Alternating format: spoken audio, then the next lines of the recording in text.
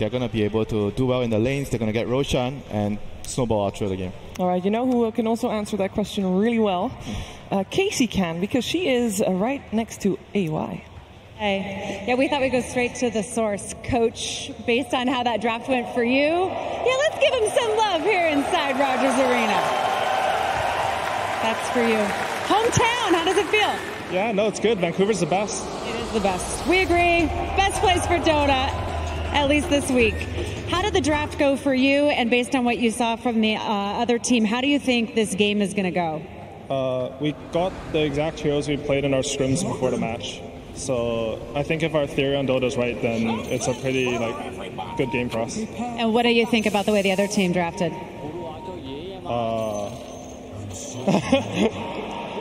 Were you paying attention, or? No, I don't even remember their heroes. We just got what we wanted, so we got our strat, you know? Who cares what they're playing? We got to play our game. That's actually a good way to look at it. Who cares? Yeah, pretty much. Ali, thank you so much.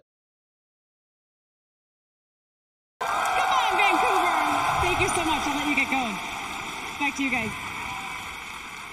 Fnatic got exactly what they wanted, apparently. Let's find out if it is enough against Team Serenity with Capitalist and Blitz. That's right. Thank you very much, Cheever. The elimination matches of the International have begun. Blitz, are you excited? I'm very excited for I know you love to be able to see some blood in the water, but teams have worked all year long to be able to make it here to the main stage of the International. Fnatic and Serenity have to face off in a best of one. This has got to be one of the scariest spots you could be in the entire Dota 2 season. This is the proving ground. You lose one best of one, your year is a complete waste. I don't care what kind of player you are, what you've won before. If you're in the loser bracket like this, you're not going to feel very good.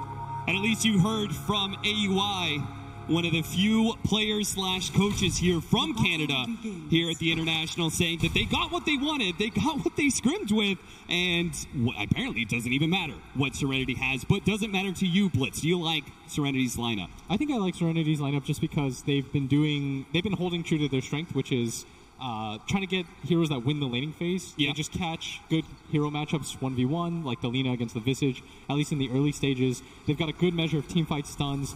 They haven't done things a little bit too crazy like they normally do. Right. I feel like they're trying to make sure in this best of one, no Ricky offlane or anything like that. It feels like that we're not going to see anything too crazy out of them, and they do get some of your signature style that you're talking about. They're going to be able to play pretty fast. We're going to see the lanes breaking down. ZYD is matched up against Abed's Visage. We're going to have a bit of an aggro lane coming out from Serenity. PYW on his most successful Tiny, and Shin-Q is going to be right next to him on the Necrophos against Eternal Envy and DJ.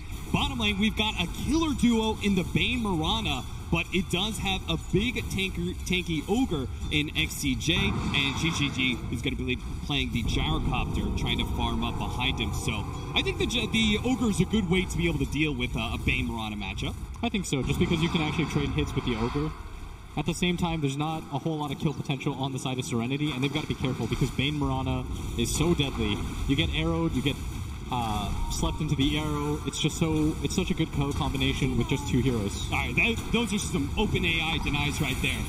Pylite Die and Universe playing together to be able to deny out the range creeps. XCJ is just kind of like futilely throwing himself at them to be able to cause some distraction, but it's not actually doing much. They're doing a good job. Even if they can't get some kills just yet, they're still trying to pressure this Gyrocopter's farm. Mid lane seems to be going pretty good for ZYD. Yeah, I think this lane is fine for Lina, just because you have high attack speed. If he ever Gravekeeper's cloaks you, you can always just trade hits. The Grave Chill doesn't do too much because of your Fiery Soul, and you always have the nuke to trade out. And then once he gets familiars, you're probably looking at being able to just move around and go attack some of the side lanes anyway, right? I mean, you can always default jungle is the nice part, especially on Radiant side. A lot of options for Alina core. Yeah, I think playing Radiant side mid, especially for Alina or just any hero that has a lot of spam, it's so easy because you can go to either of these two camps, you can make your natural progression back to base. Courier has a short distance travel. Whenever I think of ZYD playing mid, I always like to see like Lina's, Mirana's, these sort of like low cooldown heroes that can move around to the side lanes. I think he is a very successful, or when he's most successful anyway, is when he's moving around trying to gank. Yeah. And I mean, I've only seen him really play Lina ever since they started their slide. They put on some interesting heroes, but feels like they're trying to balance things out, be a little bit more stable. Because that's what I felt like they lacked in the group stage anyways, is they weren't a very stable team. 6-3, Gyrocopter's really feeling the hurt here. Even if they haven't died, even if they haven't given up first blood, the laning phase is still being won by Fnatic. Fortunately for them, the Necrophos is doing equally well in the top lane. Xin-Q is currently top of the CS board. 15-3, that's pretty impressive against an Ursa. Yeah, and Envy getting pressured under the tower. They glyph for this too, and Tiny's coming in. That is a smart glyph. Usually you save your glyph to be able to win the mid lane, but this is a great opportunity for them to put pressure onto Eternal Envy. They are going to be able to get him with the avalanche, slow him down. The death pull should be enough to finish him off, and that's going to be your first blood. Xin-Q picks it up on Eternal Envy. Envy going down early. Uh-oh, nice leap into an arrow. That was a cute little play from Universe. XCJ couldn't get there in time to be able to block it. He might just juke it into the trees. Right to juke it into the trees, but that's a dead end, my friend. And they will trade 1-for-1 now. Thought he was going to eat the tango and make his way down. That would have been such a sick juke. Both safe laners going down, evening things up for Fnatic early on.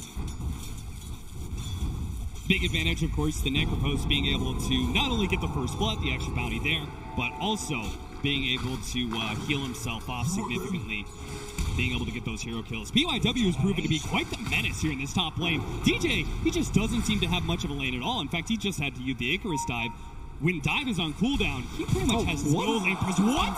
He killed the courier with the tree. Nice little play there from PYW. And now they're going to close in on Eternal Envy. Toss him back into Xin-Q, being able to get a good death pulse in. He has a clap, just trying to slow them down. Good use, though. The Ghost Shroud is going to also slow down Eternal Envy, hoping to be able to keep pace. He's going to turn this. But Eternal Envy sees the opportunity to be able to turn around. They're slowed down for the attack speed by DJ, but Eternal Envy, he just pushed a little bit too far. Xin-Q, nice body block there from PYW. It's almost enough. They need another shot. He does have a tree. He's going to pick up the tree and take Eternal Envy down. Xin-Q looked a little bit dicey there as he uses Ghost Shroud offensively, but Envy's still going to go down. And this is the weakness of Phoenix, is that he doesn't provide a whole lot for you in the laning phase. Nice little wake up there from the Gyrocopter, preventing XCJ from being hit by the arrow. Bounty runes are going to go round. DJ's going to get both of them here. Nice pick up by DJ. Hopefully he doesn't die. PYW has no mana. And even though that was a long TP, DJ will make it back.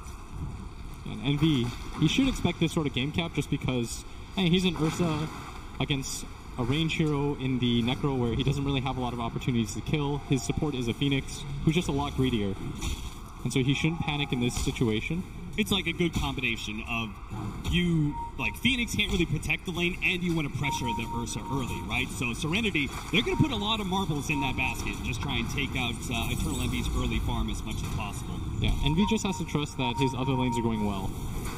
And the truth is that bottom lane, GGG is being able to pick it up. He's actually over the double stun right now. PYW in mid lane. They're going to be able to get a nice avalanche out from PYW, almost finishing up Highlight Dive. The Brain Sap will be able to keep him alive. He tried to go for the Nightmare block, but it wasn't good enough. Not quite fast. And PYW will be able to secure another one. Man, this support Tiny looks like a monster on Team Serenity. He's already level 5 at 6 minutes into the game. Things looking quite dangerous right now. 6 minutes in, 2K lead. Is the Ogre just going to run away? And the thing is, like, we're at TI, we're on the main stage, you're playing a best of one. Every little bit of dread you have about the laning phase kind of not going your way if you're Fnatic. It's just being amplified. So they need to be able to pick something up. ZYD being pressured by Abed, forced a rotation from XCJ. He cancels that TP though, staying by GGG's side in the bottom lane. And XP looking pretty good right now for Serenity. Bottom lane. They're going to go for the dive. Eternal Envy super low, but trying to get the healing salve. He will be able to juke around a little bit, but the death pulse finds him. Couldn't really get far enough away. And DJ, he'll stick around, maybe collect some of the experience, but he really can't do anything to stop him. I mean, he's a Phoenix. He's just going to watch that happen every single time. And the majority of the damage is magical. Sleep first. XCJ wakes him up, maybe sacrificing his own life in the process. He's pretty tanky, though. And Mirana can't quite finish him off. Universe pops a missile to the face, and they will back up. Healing salves being thrown around now. I know I said the top lane wasn't going to be easy for Envy, but can't die 3 times in 7 minutes. Yeah, he is significantly far down there in the network chart, sitting at 1,600, even below PYW's support Tiny. That's how far he is, so he's just going to start jungling. He's got to find some farm somewhere. He can't just keep dying like this over and over again. They will have a significant markup in team fight once they get their level 6s. Both those supports do have some pretty potent abilities in that regard, particularly the Phoenix with the Supernova. So that's what you were saying. You're saying Fnatic are going to try and get a comeback there in the team fight, even if they're losing the lanes a bit. And the scary thing about this meta, though, is that if you lose your lanes this badly, if you start the game 10 minutes in 5-6k gold, it's really hard to recover that. And so far, I mean, Necro's such a beast of a hero. He doesn't have a lot of natural counters in this lineup anyways. Yeah. Universe, they're going to deal with the missile. Pylite Eye comes in for bind. They should be able to get it. Now to sleep. And good draw of aggro there. Pylite Eye pulls the creeps to himself to make sure that Arrow has a free path to be able to line up on GGG and gets the kill. That was a cute little play from Pylite Eye. And they needed something like that as, again, top lane just being pressured. Envy forced into the jungle, PYW following him around, making life as tough as possible for this Ursa, who doesn't even have boots at 8 minutes in. DJ, now solo in the top lane. Shin-Q knows, like, okay, to support Phoenix, he's level 4, he has no armor still. I can just run him out every single time. Chase him away from the tower, and might be able to take that tier 1 pretty early. An early Moonlight Shadow being used here. I'm not sure if that's to protect DJ or to try and do something more offensive. You do see the Bane Mirana trying to move around, not really going to do much. Yeah, top lane DJ, you got to be careful. You don't have dive. But Envy coming around, he's invis. He's going to be able to get a lot of damage on a PYW. Still has the toss, tries to toss the Ursa over to the Phoenix, misses though, and hits a creep instead. Still though, he's fine. Turtle Envy forced to use that enrage a little bit early. ZYD almost caught with the Nightmare. Pylite Die does manage to get him. Now they're going to put both. Okay, they see the TP out from the Tiny, and they give up on that kill pretty quickly. He's got the stun. They've got to be careful. Looked like it was going to be a good rotation, and the bottom Universe still thriving. This is going to be the trade-off here. But Jin-Q continues to just run at DJ, not letting him get XP under the tower.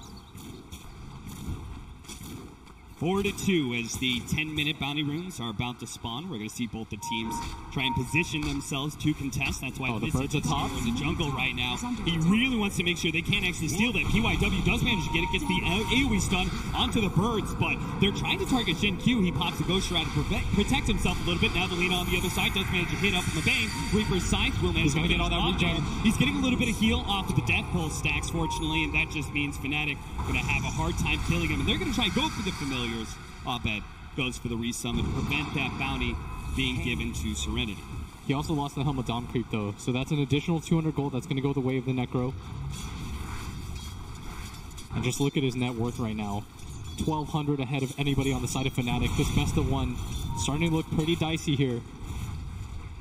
He's probably going to need another perch creep, right? That's his answer to the Necrophos' Ghost Shroud. They want to have a hope of being able to kill him. Downside though is it doesn't really provide any sort of push, which is what you want out of Abed. Yeah, he just doesn't really seem free to be able to take that mid-tier 1 tower. Delina's being able to rebuke him every single time he tries to go for a kill. Now they're going to lose their top lane, safe lane tower as well. Things are looking a bit dicey as now that 2k gold lead is doubled into a 4,000 gold lead for Serenity. And look at this smoke. They try to look for the Lina in the jungle, not going to find her. Gyrocopter hiding in the tree line. He suspects that something is going on. They're going to ping successfully on that scan. Universe getting forced out a little bit here, but Pylite Die coming in. He's level 6. Here's the grip. Bean's grip, and XCJ will manage to cancel out the arrow. Lands on a creep. Oh, no one might die for this. Try and go for the kill, but this looking like a sloppy assassination attempt from Fnatic. The pieces just were not put together correctly. That felt really desperate. They really wanted the Lina. Once that fell apart, they try to go for the dive at bottom lane. That's the Fiend's grip used. Pylite Die wrapping around, trying to deal with the creep wave. They've committed a lot for this. 2 cores down here, not really accomplishing a whole lot. They need to get kills, but this tower is full HP. And this is maybe where you see the cracks start to form. All that pressure, anxiety, and fear. Serenity having that early lead. They try and offset that by going for this desperate gank in the bottom lane, and it just doesn't work. Pylite Die's going to run to the smoke. Does manage to get the Nightmare on Selena. Quick wake up there from PYW, but it's not going to be good enough to save Pylite Die's life. He still goes down 6-2. Still, at least it's only a support. That's really the Pylite Die special right there, is being able to run into smoke ganks and die for the sake of his allies. The scary thing right now for Fnatic, I think, is they expected to be able to take some objectives with this Visage pick, but so far they've all been kind of relegated to the jungle right now. You see that Abed farming Ancients. You see Envy over here farming the big camp. No one's really where they want to be right now, Cap. Why was the Lina successful at being able to protect her mid-tier 1 tower so much? I mean, you have max range, you're able to just spam out. Abed can't really just sit there. If you spam out the wave, you have to go for these dives, which is what Envy tried to do with the smoke. Was unsuccessful in that attempt, though. And it also seemed like every single time they go for the gank, right, there's PYW, yes, who, because of his successful lane, represented a serious threat whenever he TP'd into mid to try and protect ZYD. Yeah. And so they just had to give up on those kills. Hey, look at this farm progression right now by PYW. He's almost got his Blink Dagger. They're prioritizing this right now because they lack a little bit of initiation. ZYD does not have the Laguna Blade. Is coming up in a second here, but the sleep comes off. He's got Fiend's Grip just in time, and maybe with the Fiend's Grip, ZYD's all by himself. Ogre's going to try and come forward. He actually gives up on it. He says that is too far of a distance for me to trek. I'm going to leave my core to die and try and get back to the Gyrocopter in bottom lane instead. So the first really good pick-off there for Fnatic. They're going to try and use that to go mid. Q does have the Yule Scepter. I mean, he has to know about some of this, but there's so many heroes coming in. He has the Yule Scepters. He also has the Ghost Shroud. They managed to get the stun out. Ghost Shroud dodges so much of that damage, and he will be able to get back to the tier 1 tower area. Fnatic unsuccessful in another game. Reset is there. You can see Fnatic, they wanted to try to grab that kill, transition that into a push. They bring so many heroes for that. And if you're Fnatic, you want to be able to take some towers so that you can open up some objectives, maybe even enable Envy to go for the Roshan, but nothing feels too good here as Pylai dive just instantly gets the Laguna Blade. Yule Scepter goes off to prevent him from getting off the Nightmare or the Brain Sap. He finally does get it off on XCJ. Not able to get a kill from it, though. Again, every single time we start approaching those 5-minute bounty runes, we're going to have some sort of fight in these jungle areas, and that's exactly what Universe was trying to set up there with Pylai Die. Instead, they find too many heroes of Serenity. It's going to be a 4K gold lead. Bounty runes right now. Fnatic still posturing forward. Dire are scanning. Universe is going to throw an arrow to try and protect it. LSA goes out, and they do manage to get a really good slowdown there. From the Phoenix, Yule Scepter goes off to be able to dodge a lot of damage. That just sets up the tiny village, but he keeps on missing the sun. PYW, a beautiful setup, but it's not good enough. The Supernova already up. They have to retreat. With Alina dead, they have very little damage left. So Fnatic, they do manage to win this initial fight, but PYW, he's looking does for have another opportunity with that blink. They're going to go for the Yule Scepter from Q, slowing down this Visage. Now he jumps in with the Thomas Familiars. They jumped in, they managed to hit the stun with the follow-up arrow. The Reaper Sight is not going to be good enough. They completely whip that one. Now, maybe, just maybe, with GGG, they will be able to pick up one kill, and that's Universe is out of leap charges. But still, a decent exchange there for Fnatic in the end, going 1 for 2. And Abed so tanky with this hood and this medallion.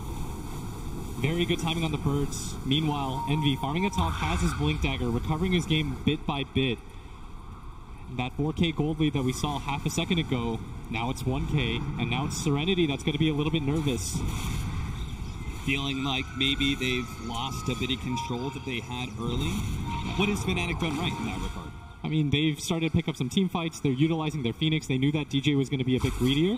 They allowed him to get some items. He picks up his Urn. He picks up his levels. And that Supernova makes it so impossible for Team Serenity to fight around. I mean, that was an early Blink Dagger, and you thought when he jumped in, managed to hit the 2-man Avalanche, I was like, oh no. This team fight feels like it's over, but the Supernova is actually what saved it. You could see the Visage Familiar drop there was on perfect point there, right as PYW tried to jump in. It just results in a quick arrow death. Now we're going to go back to the game where PYW does manage to catch up. Abed, LSA doesn't actually land, and Abed's managed to get away. Turn around, the Goon Blade does manage to finish off Pylai Die. Abed's chased away by the missile wall in the mid lane. Q barely lives through all that magic damage. Nice arrow. Is he actually going to blink in? He's trying to chase down the Necrophos. Well, still we follow Abed, who's trying to survive through all this. Caught by PYW, but still not enough. Universe is able to beat back GGG. The Gyrocopter has to run away from that physical damage, and the 4-mana Serenity struggles to be able to catch more than just Pylai Die. They did at least force his buyback as he was trying to protect his cores, as is his current want and mode. Yeah, and Envy still content to farm out this top lane. I'd like him to get a little bit more involved. If he can get on top of the Gyrocopter, not a whole lot that he can do, but still opting to try to recover his game. I feel like he's okay, though, especially fighting form-wise, with the Blink Dagger, with the Enrage. It seemed a little bit like a futile effort. Like his positioning, going for the mid Necrophos, he may be the highest net worth, but This guy has both Yules and he has Ghost Shroud. It just seems very unnatural for an Ursa to try and go for that kill. Yeah, and he's just going to reset into farming a little bit. 2k gold lead. Still a relatively even game here for either side. And the smoke attempt from PYW. PYW does manage to grab Highlight Die once again for the ensnare into the air. They just keep on focusing on this Bane, but they're going to trade off significantly here. PYW has a lot more farm than Highlight Die. True to his name, he just keeps on dying over and over again. So you manage to trade off a little bit more gold to the favor of Fnatic for that one. And that's the Pilot Die special, is he's going to randomly walk in places die, but hopefully his team gets something out of it. The enemy team looks at it and they're like, ooh, that's a juicy kill. I want some of that. Yeah, that's just a bait. You either kill Pi 20 times in the game, or you just try not to kill him at all. 10-6, 2,000 gold lead now for Serenity. As things still have been brought down from their original lead. They still have the Necrophos who super farms. He's going for that fast Aghanim Scepter. And, you know, he's actually changed it up now. Maybe considering Lotus Orb. Bottom tower has fallen. Gets rid of the Grave Chill, can help protect against Nightmare and Fiend's Grip as well. I can kind of see that. Yeah. Helps him against the Fire Spirits as well, right? When the A goes down, get rid of that attack speed slow. I think everyone should have a BKB in this type of game. Yeah. Does that include the Necrophos? Do you think he's going the right build? Centaur stun, nice double Centaur stun. The LSA's going to be a little bit too late for that one. JJJ just gets blown up. XCJ, he's going to be next on the firing line as Abed is able to take him down. The Soul Assumption just doing too much work, and Fnatic roll up. They finally see an opportunity. It feels like the first time that Fnatic get a clean win in this game after 19 minutes, and they're going to utilize that to get even more. They're going to go for the objective in Roshan. Yeah, and Radiant are going to scan successfully, but not a whole lot that they can do about this. Still 2 heroes dead. Serenity, they're thinking about this, but it's going to be way too late. Yeah, it's not like Fnatic was trying to hide that Roshan attempt whatsoever. They said, you know what, if you want to fight, we still have Supernova. We have 5 heroes. There's no way you're going to beat us in a 3 versus 5 with Supernova. So, Serenity, wisely don't take that bait. 20-minute bounty runes coming up, and it looks like Fnatic they're going to get all 4 bounties. To control the map, they're going to get all 4. That's the thing about the Phoenix is he's so tantalizing just because these team fights around these Roche pits, and when the enemy team tries to go high ground, the egg is so good. You know his laning phase is going to be really rough. He's not going to be able to help your safe laner. He can't really gank. All he can really do is stand there and watch and soak up levels at some point. But if you can get him to this point where you're not too far behind in net worth, you're going to start to see these team fight swings. It either forces the enemy team to overcommit to be able to kill the egg, and then they lose the fight, or they have to just run away from the egg, and that just gives a lot of opportunities for arrows or Fiend's Grip. Oh, Pilot Die. Speaking of that man, he's going to get the Nightmare off. Pop by the LSA, though. And Pilot Die doesn't care. Because look at this, PYW. Tries to get in there. Fnatic this time around do not manage to trade Pilot Eyes for anything worth it. In fact, if anything, Abed may be caught here. PYW is going to toss it back into the team. That is the beautiful place. I mean, they do throw out the Supernova, but there's no damage to be able to protect it. The arrow's going to come in, but the egg does explode still with all of Serenity focusing it down. Abed, this time he overextends himself. They've got to be more careful about that. Once you make that attempt on Tiny, you know that the rest of Serenity will come. This is going to be a tier 1, the most significant tower of the game. And this is going to cede a lot of map control in favor of Team Serenity as they're going to get a little bit of a lead now. I mean, you've got to respect the catching power of this support Tiny. Yeah. Like, PYW's been really on point. He's a support Tiny. He's not going for the Avalanche toss combo. He's going to toss you back into the rest of his team where the real damage is. And you can see that perfectly. There was just no way for Fnatic to possibly be able to bail him out. Sure, they try with that Supernova, but it's not even close. Yeah, you see Envy kind of posturing, but sees the call down, doesn't see the opportunity to go back in. But if you're Fnatic, you want to be able to utilize this Aegis early on, at least to take this mid-tier 1 tower. I feel like the rest of Fnatic, they should start grouping up and at least looking towards it. DJ gonna snipe. Jinju just wanted to deny it anyway, but DJ will grab it for himself, maybe get some CS. Looks like DJ in not a Spirit Vessel, but actually a Halberd being built by him. He's got the Spirit Vessel. Oh yeah, there he is. So that'll be a good counter to the Necrophos. even better if he can actually get the halberd and stop some of these attacks like a Gyro or Lina, protect the egg a little bit more. Yeah. And if you hear from the pros, I don't think they actually like Necro getting BKBs. It's a little bit of a bait just because you can't go Shroud. Yeah, exactly. Yeah. You're sort of vulnerable still. The Ursa will eat you alive. There's a lot of physical damage on the side of Fnatic. Yeah. Going for the Lotus Orb is a happy medium.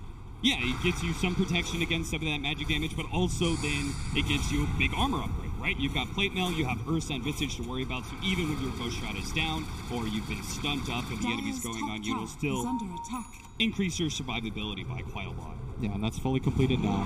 And Fnatic, this is what we were talking about, mid-tower with the Aegis. You need to be able to grab this. Serenity, you don't want to give this up for free. There's no pressure being applied on the side lanes. Universe is going to connect to the rest of his team. And this should be the big fight.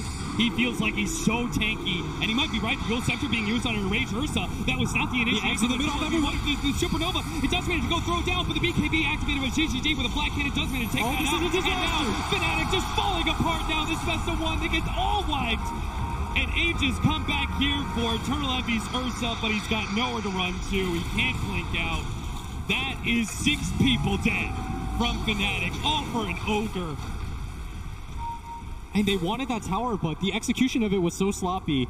And now if you're Fnatic, this tier 2 tower is going to get assaulted. All 5 heroes on the deck, and Envy, I think he's going to regret that decision to go for that Basher. Yes. Needs the BKB. You see he just gets Yulesed up one after another. He just comes in and rages, instantly Yules.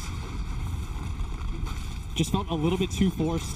Yeah. They overestimated their strength with that Aegis, but that BKB Gyrocopter does not care. He sits in the middle of everything. He turns on his flat cannon. He hits your Phoenix Egg. What are you going to do, Fnatic? And that's now it's a 6K lead to read that they're strong enough to take that fight, even though Fnatic does have an Aegis. I don't think you give up this mid tower ever. Not in this sort of situation, even with the Aegis on the enemy team. Look at SCJ, just kind of like posturing himself right next to Fnatic. He's the first person gone on. Meanwhile, the rest of the big damage dealers from Serenity, they get plenty of space to do their work. The BKB activated by GGG lets him take out the Supernova pretty easily. Back into the game now, Fnatic are going to be playing pretty defensively. They've lost a lot of map control. They have a sentry out. There is, of course, going to be the Centaur, which is probably just going to be free gold.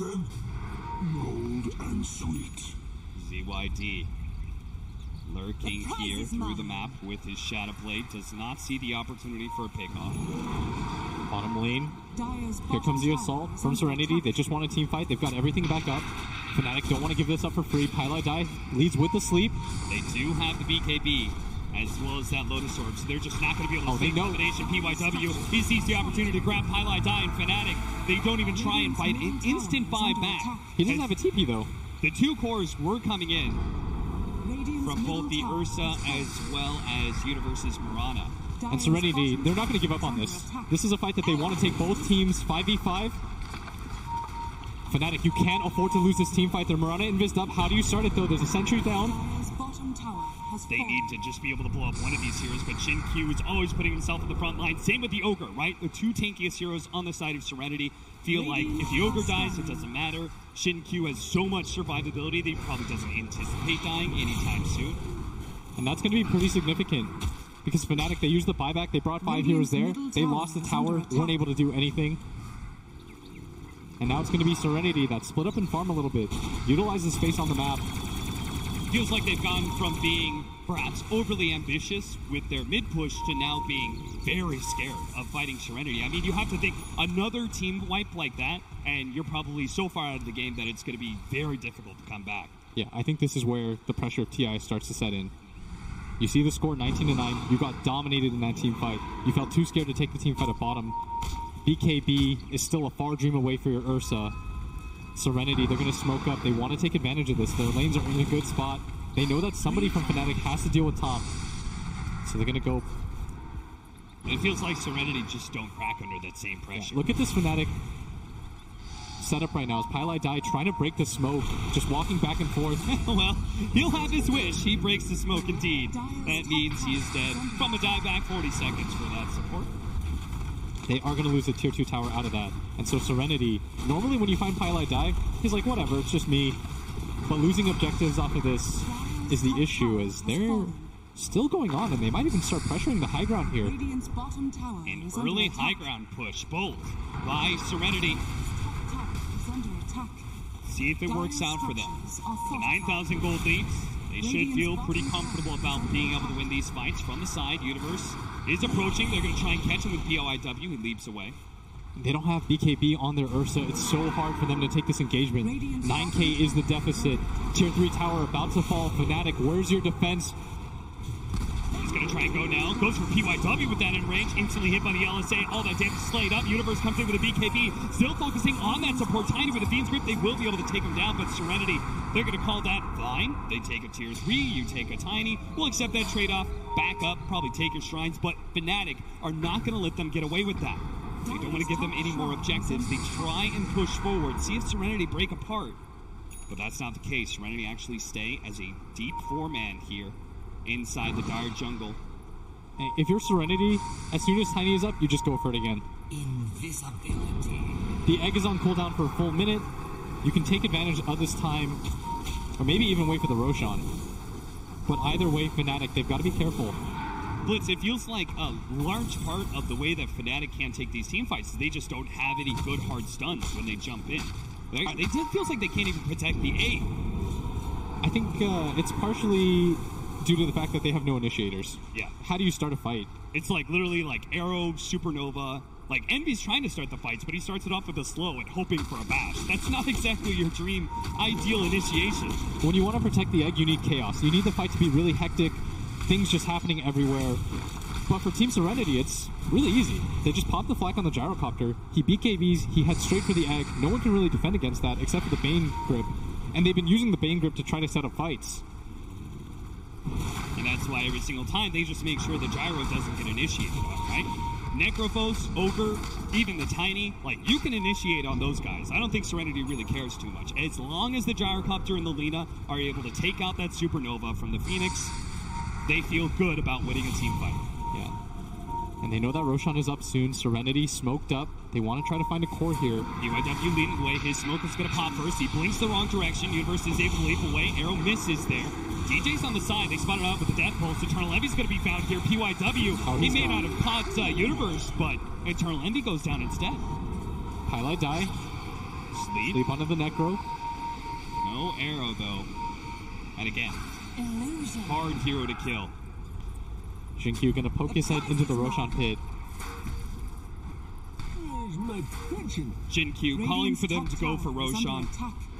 And it's no surprise, 25 seconds on Eternal Envy's Ursa, and it seems like Fnatic were having troubles being able to win team fights, even with him in the game. Fnatic are going to go for a 3-man smoke. They're going to stumble into the Roshan attempt. They're going to throw out the arrow. Oh, the arrow hits. Jinkyu, that's pretty good. He's at half HP. They may just try and get this one. XCJ, he's going to try and stop someone. He's not trying to die from being able to get Phoenix Grip, but it's still enough to be able to take out Jinkyu.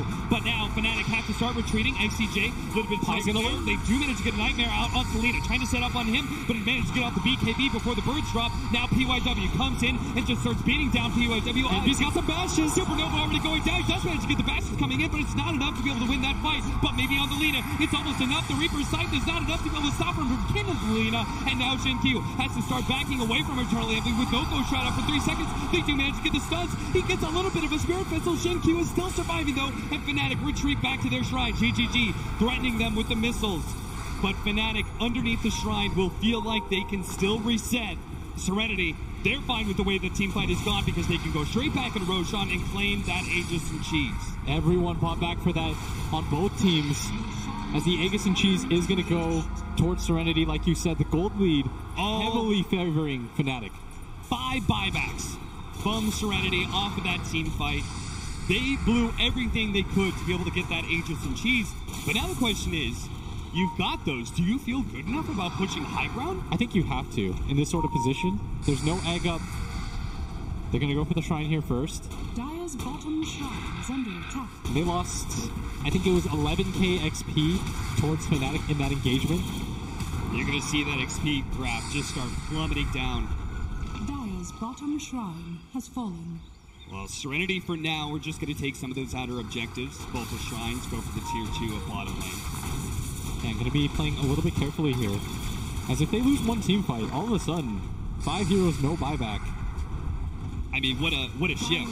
You went from 5-man pushing top and taking that tier 3 and feeling like you're almost invincible to now, after playing all those buybacks, one bad team fight, Serenity may just end up on the wrong side of a net worth lead.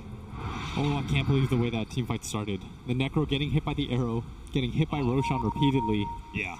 The Gyrocopter used all of his BKB charges to hit that egg. Envy, perfect timing, comes over the top, bashes him repeatedly to death. I like how Pylai Diet got like half a second of a Fiend's Grip in there, but hey, that's what it prevents from him getting off Ghost Shroud and Death Pulse. Yeah, you're going to see the fight again. And the arrow, he walks into it at the last second. They just had no vision outside of the pit. It's just a beautiful Sunray as well, being able to clear Serenity out. But then I think Fnatic just pulling a Serenity deeper and deeper into their jungle was the best thing they could have done in this situation. They took this fight perfectly. They were able to stay together at all times. They held the high ground. That's the important part. Yeah. And the buybacks were a lot more effective for them just because they ended up on the shrine side. Yeah, that's exactly why they pull them closer and closer, right? We can back up, hit that shrine. We have our buybacks are going to be more effective.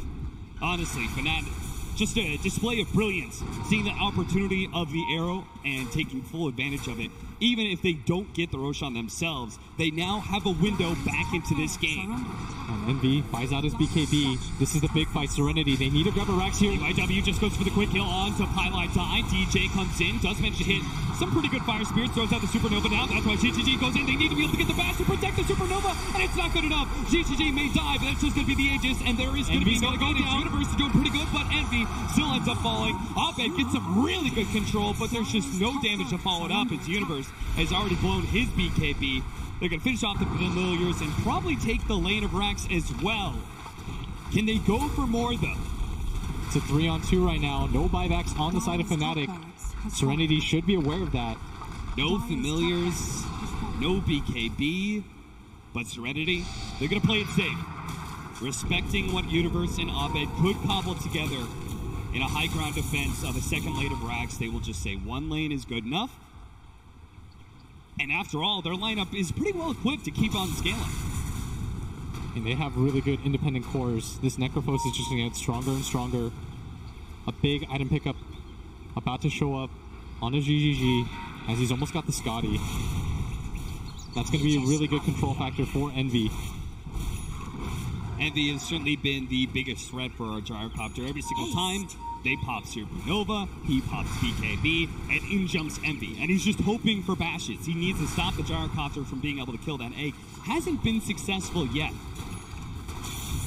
And maybe if he ever gets an Abyssal Blade, he'll have a better chance at that. But for now, he's just relying on the RNG of the bash. He would have won that fight if the Gyro doesn't have Aegis. Gyro just comes back in. Yeah. They go for it again. And Serenity looks like they want to take another fight, gathering around their tier 2 tower. Gem picked up. I like that from XCJ. We're going to go back and see that high ground push again. DJ, with that missile coming in, he feels threatened enough to pop that Supernova, and Eternal Envy tries to recover it again, trying to go for those bashes, but he may have killed the Gyrocopter, but doesn't save the Supernova and dies himself in the process. Yeah, I mean, the team fight is still so dangerous from the side of Fnatic. Yeah. The egg represents a real threat at all times. Shinkyu did finish up his Octarine core, going for like kind of this tankiness, just being able to spam out Death Pulse. He's got a cheese as well with 2,300 HP. He's a tough cookie to crack. 13k lead for Serenity, one lane of Rax as well. And a best of one elimination match at TI. Serenity, they gotta be feeling really good about themselves as long as they just don't get over eager. Oh, Shinkyu, he's gonna he's gonna be feed script up, and Eternal Envy instantly pounces on that. Shinkyu is gone, and Team Serenity must retreat. That is 100 seconds down for the Necro. Oh boy. If you're Fnatic, what can you get out of this? There's no Roshan. William, I said being over eager. I thought that meant like, you know, going too deep in the high ground or something, but apparently just playing a little bit too separated.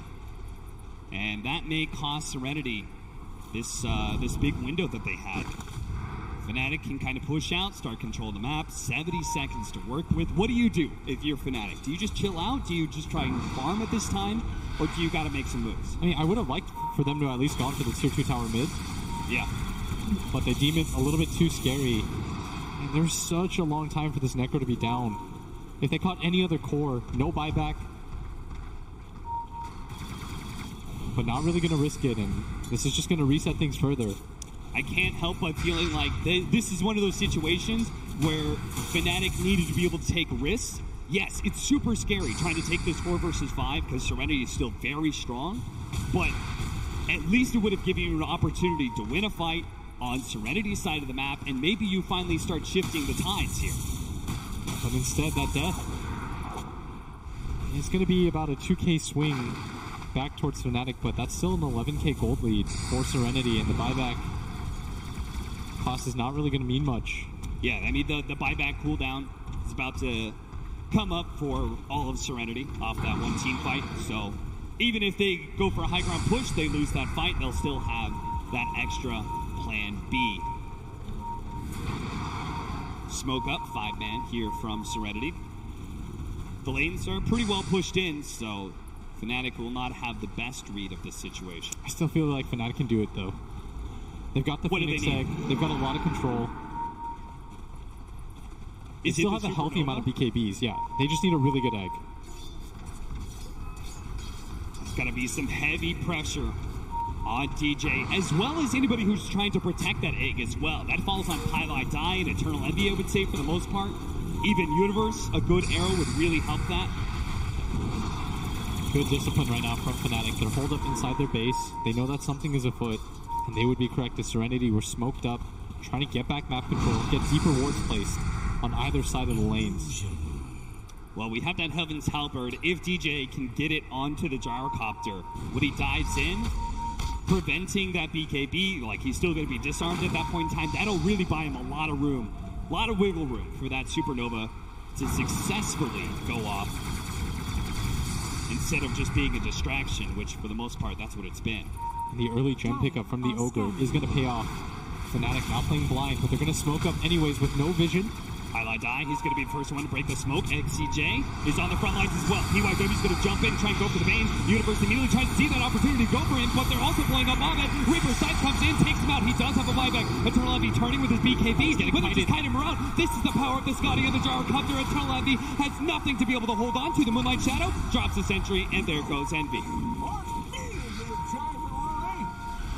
Fnatic now going to be forced to probably use a third buyback here, as they've already blown both Abeds and Pylai Dies. I highly doubt Serenity. Well, maybe with PYW they just don't feel comfortable going for a high ground push. Ooh. Money to burn. Oh. For me. Well, this is bold. You said you wanted to see them play for the win. They're going to go for the smoke without Envy. Yeah. I did say that. Yeah, they do have their egg.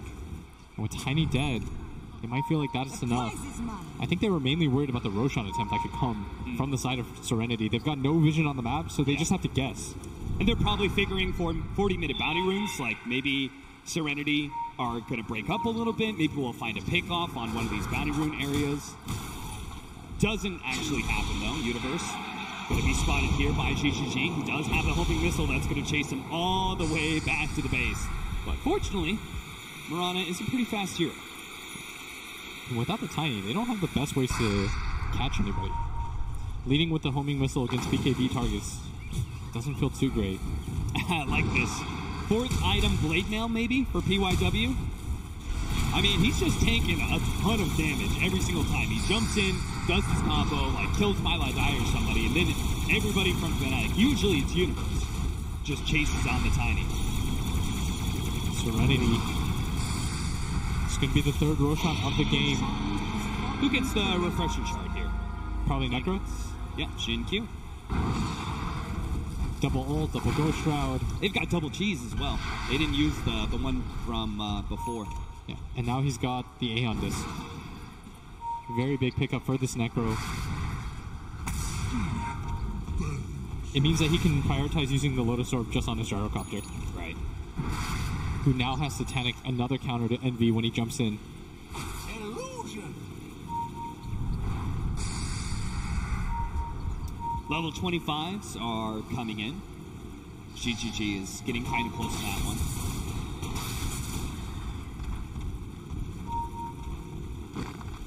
Serenity just checking out all of the ward spots, just making sure that there is no advantage for Fnatic and Vision. Serenity completely control the map, and will just keep all the lanes pushed in before they go for the big high ground hit. There's that 3 homing missile charges now for GGG. Now they're trying to pressure the high ground. For Fnatic, this might just be do or die. Moonlight shadowed up. They already have the sentries in place to be able to spot any attempts. Nightmare. The arrow actually lands on him, but Eternal Envy, he took some damage there, so couldn't actually blink initiate at the right time. Slowly but surely, maybe not so slow, PYW does a lot of damage onto that tier 3. So Fnatic, they've got to come up with a response, and fast. Otherwise, they will no longer have that tier 3 to rely on. Shin-Q takes a lot of damage there. There goes that Aeon Disc. He will be able to protect them. Supernova goes down, but they get the beat scope onto the jar. Company, the Supernova still dies from ZYD. He managed to focus that on the back lines. Universe tried to go for the assassination attempt on Selena, couldn't quite get it, and dies instead. He does have a buyback, but he's holding on to it now as he sees that his team is successfully repelling Serenity. Yeah, but they're still 5-man strong right now. They've got the refresher on a Jin-Q. And they've already popped that, so they've got a second round of the Aeon Disc. Jump in from PYW, he jumps and tries to get Eternal Envy, he managed to get the look on a play. There goes Eternal Envy, there comes the buyback, a Reaper side cuts down the Phoenix with no buyback either. He's dead for 2 minutes. And arrow comes out, another swing and a miss there from Fnatic as they just seem to have no lockdown. Pylai dying, he's just gonna die to flat cannon shots, not like this, Fnatic. A lane of Brax gone. Serenity, they see one more to go, and they will have Megas, and they'll probably have the game in the bag. Fnatic, you get Mega here. That might just be all their hopes and dreams. Trying to jump in and meet it. You'll Scepter from CYD, stopping Eternal Envy. He tries to turn, but he can't really go on Shin-Q. He's already go trying to, so he goes PYW, but he's the last man standing. Eternal Envy calls it GG from Fnatic. Team Serenity will move on in the International, and Fnatic will be eliminated. That is such a disappointing result for Fnatic. One of the 2 Canadian players in this tournament, Envy, now knocked out. He got the opportunity to play on the main stage. He's been in that situation so many times, but never in front of the home crowd, never in front of Vancouver. And unfortunately, he will have to suffer a loss here today. Fnatic will be going home.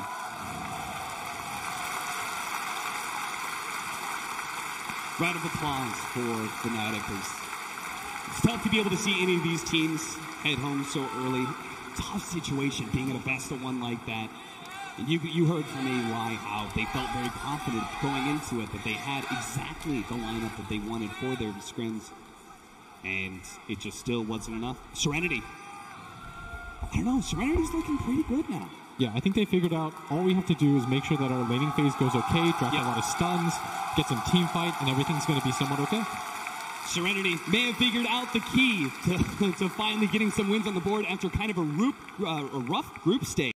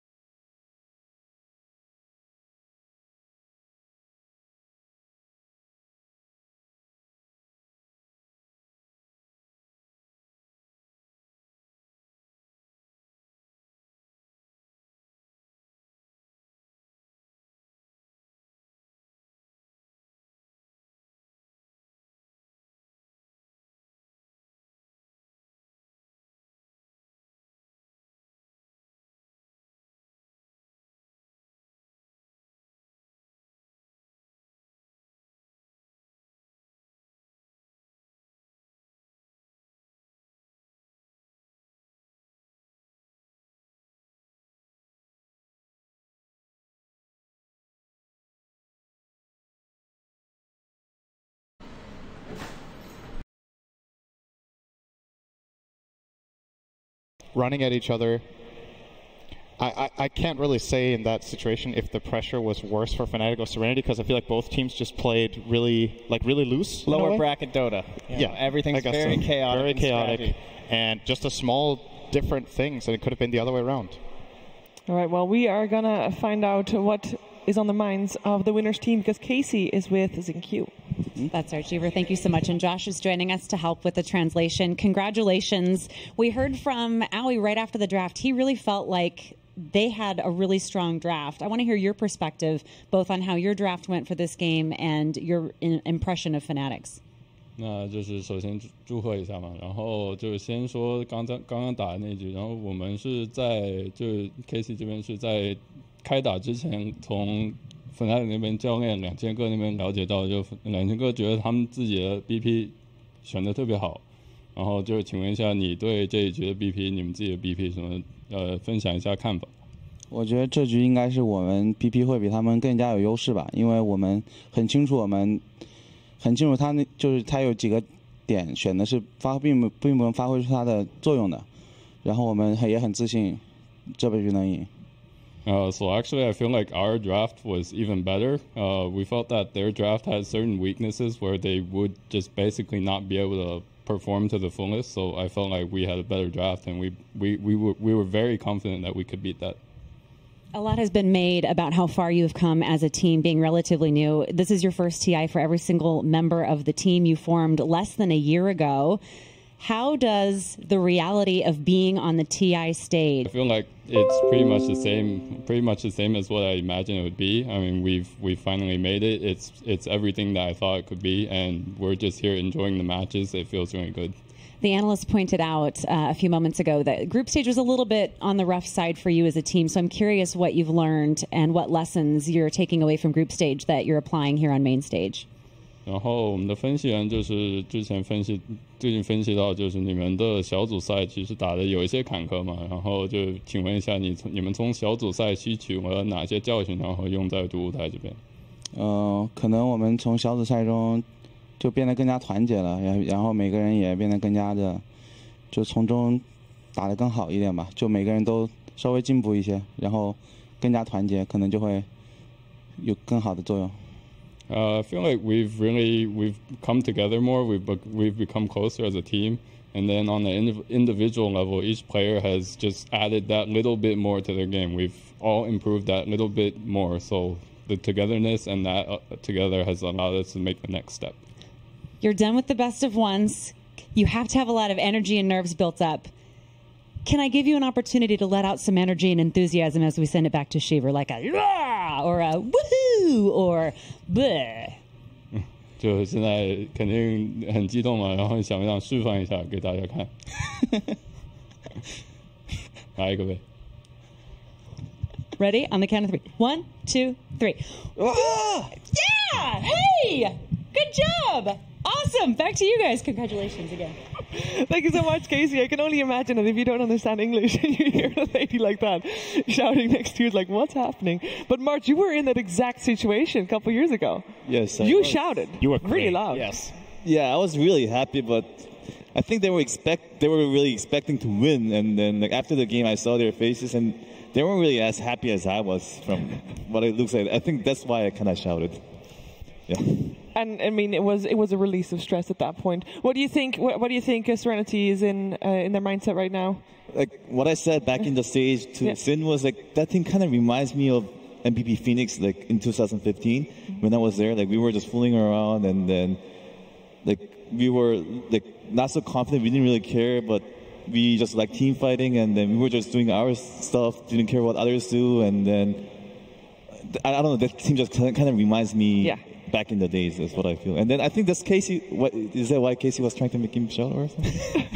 I don't know. I just feel like if you're going into the best of one like that, you know, there's a lot of pressure built up, and you want to let it all out. But I think that he already had it let out earlier, perhaps.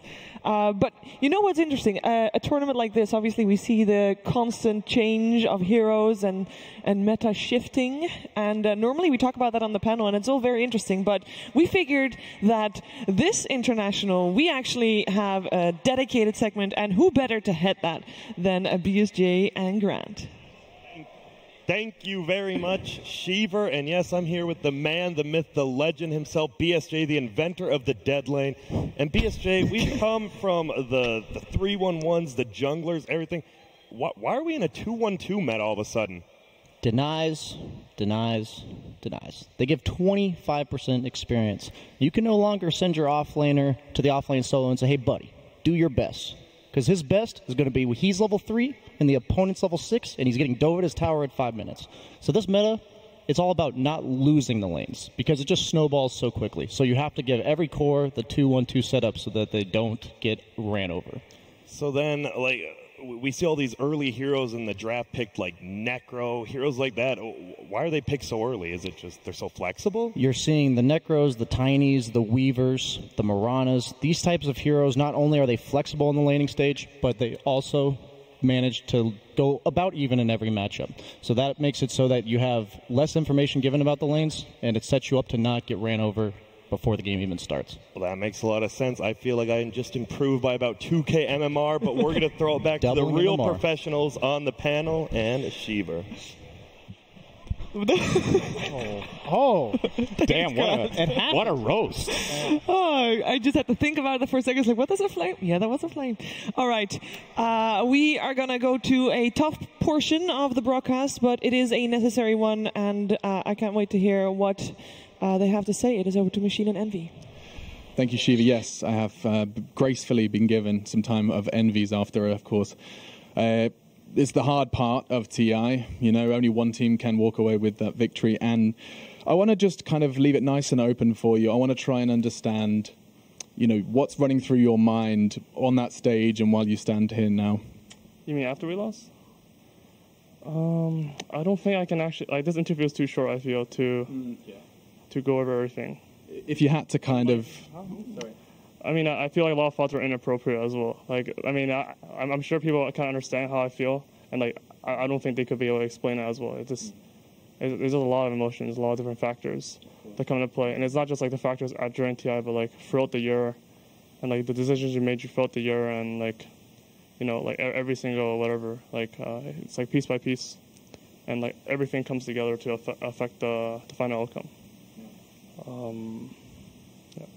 So it's just basically, to kind of summarize, it's easy for people at home to forget that it's not just the group stage that was on the line and that's affecting your feelings. It's also the year you've dedicated leading up to this event, and that's a way to summarize some of the feelings you're feeling. Yeah, I think so. I mean, it's more than just yourself, right? Because there's you're part of a team. And like you know, you can care a lot for your teammates. So it's also about like how they feel. You're also thinking about how they feel, and you know, like it's just a lot of different things. Yeah. Well, I mean, I'm sure I speak for everyone when I say that you and Fnatic have done fantastic things for the newcomers. I mean, truly, I'm sure that lots of thoughts are running through your mind, but you guys had some amazing Dota throughout that group stage. You looked fantastic, and there's no denying. Best of ones are a cutthroat style of Dota. Anything you want to close this one out with? Anything to the fans or to those watching at home? Thanks to all the fans who were supporting us. Sadly, we weren't able to deliver, but hopefully there'll be another chance in the future. I have no doubt there will be. Thank you, Eternal Envy. It's not fun, but you did it unhesitantly, and we'll head back to the studio. Yeah, thank you so much. And indeed, a rough spot to be in. I have no doubt that we are going to see Fnatic, we're going to see Envy, we're going to see all those players in the future again, probably even on this big stage that they're in. Yeah, I think so too. I think all of the players in that team proved their worth. They had a very distinct way of playing where they tried to, I would say, I think one of the problems that Fnatic maybe ran into toward the end was finding a style where they incorporate and bring the best out of everyone. Right. I think toward the end of this team's lifeline, Envy ended up being maybe a bit too self-sacrificial to let his other teammates shine.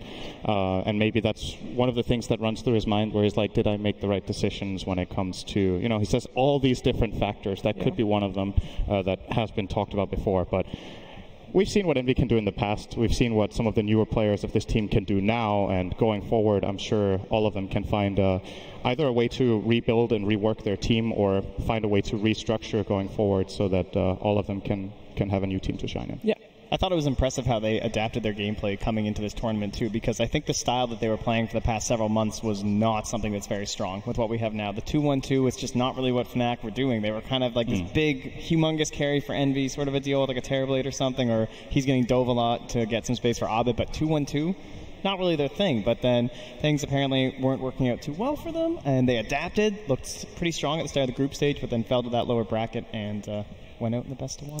Yeah, a rough loss for Fnatic, and of course also a rough loss for the Southeast Asian region, because they have got 3 teams in the lower bracket, with one now being eliminated. The other 2 have to face each other.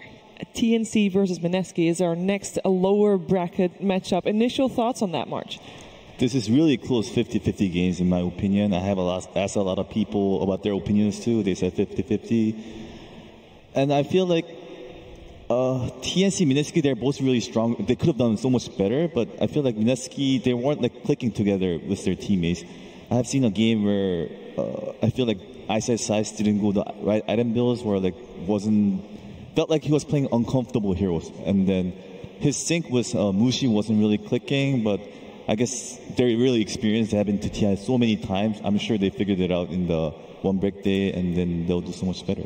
I think we have found out what the edge is of Mineski, and just to make sure that you guys at home witness that as well, we have got a piece on that.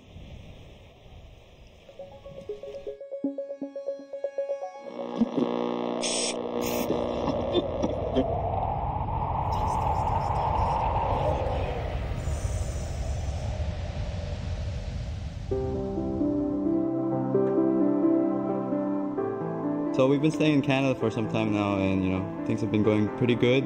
Right now we are getting ready for TI8. Over the past few days, things have gotten pretty weird. Pros like to be comfortable when they train. Mitambaman in his shorts, MV in his flip-flops. But when you boot camp for a long time, things can get a bit challenging. Yeah, let's go, Jeff. Yeah. Go. Hey, look at me, Jeff. Look at me. Look at me. It's very distracting. He said that he wanted to play TI2 in his boxes, and I guess now it's TI8, and this is a natural progression, but it's getting a bit out of hand. I understand that everyone tries to be comfortable when they're playing, but this shit's gotta f***ing stop right now.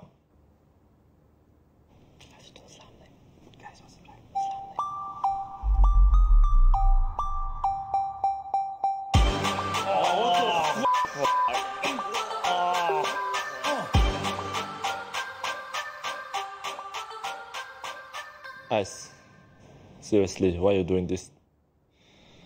I mean, it makes me comfortable, and when I'm comfortable, I play my best. It's been 6 years since TI2. I've lost 6 fucking TIs. Being bare makes me myself. You got a point. And I want to play my best.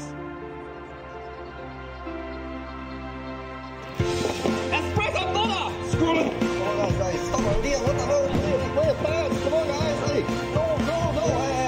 Hey, just play a pop out there. Go where he's on.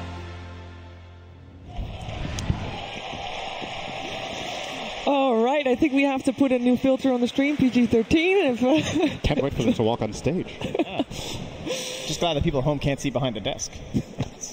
It's glass, by the way. People can see behind the desk, and we're right here.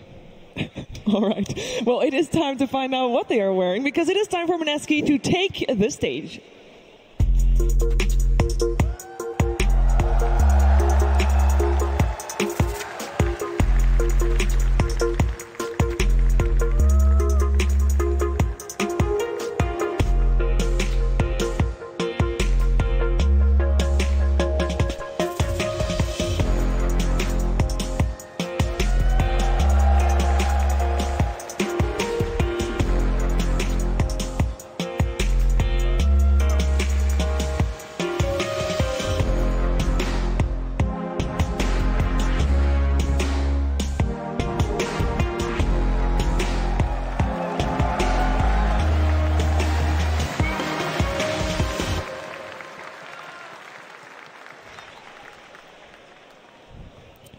One of their biggest rivals here for Mineski is the Southeast Asian squad of TNC. Let's get them out.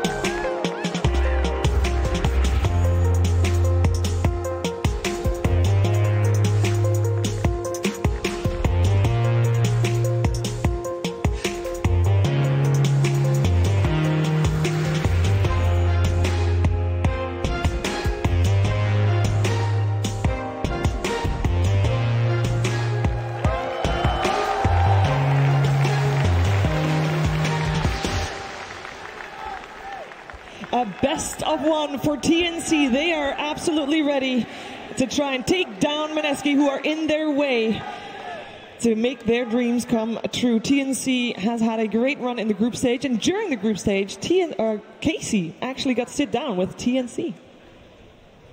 How you guys doing? Good? Good. Yeah? Good. Yeah? How are you feeling ahead of TI? Right now we're confident. Confident? Very confident. Yeah. What has led to that confidence? Winning scrims. For those of you who were on the team last year, do you feel like this is a little bit of a redemption for TI7? Maybe yes. Because last year is not so good. Not so good for us. Right now, I think we're so much better than last year. So. What makes this roster better? I think the skills too. The skills. Is the one of the best mid laner. I think because of him, we're so much better. Do you agree with that? Maybe. He's the wonder boy of Philippines. How would you describe your leadership style on the team? Maybe not so much as a leader. I'm just one of them too. Yeah. Because maybe right now I cannot really control them as players right now, because I'm just a new captain. So I'm just having a great skills first. Yeah. So